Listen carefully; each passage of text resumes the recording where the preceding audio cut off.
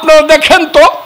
গত 30 বছর যাবত একটা দিনের জন্য কি আমি আপনাদেরকে ছেড়ে গেছি কিনা বলেন বলেন একটা দিনের জন্য ছেড়ে গেছি বছরের পর বছর দেশে আসতে পারি নাই হামিদ আমাকে দেশে আসতে দেয় নাই আমার মা বাবার কবরে গিয়ে আমাকে মুনাজাতটা পর্যন্ত করতে দেয় নাই ঈদের দিন আমি দেশে আসতে পারি নাই আমাকে নির্বাসনে রাখছে হামিদ আমাকে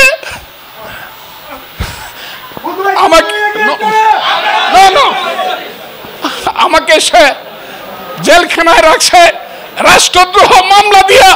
আমি ফজলুর রহমান আজকে আমি কোথায় আর আব্দুল হামিদ কোথায় একটু বিচার করেন তো দেখি আপনারা দেখেন আল্লাহ কার পক্ষে আপনারা দেখেন এখন আব্দুল হামিদ জামাতে ইসলামের করোনা নিয়ে আব্দুল হামিদকে বাইচা থাকতে হয় তার শালা এখন জেহাদ খান এখন জামাতে ইসলামের করিমগঞ্জ তারাইলের ক্যান্ডিডেট জামাতের কতটা ঠিক না বেঠিক বা ওই জামাতের করোনা নিয়া গোলাম আজমের ছেলে আজমির করোনা নিয়া আর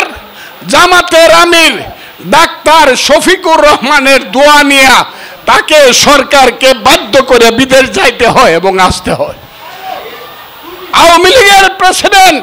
বাংলাদেশের প্রেসিডেন্ট বঙ্গবন্ধু শেখ মুজিবুর রহমানের হামিদেরা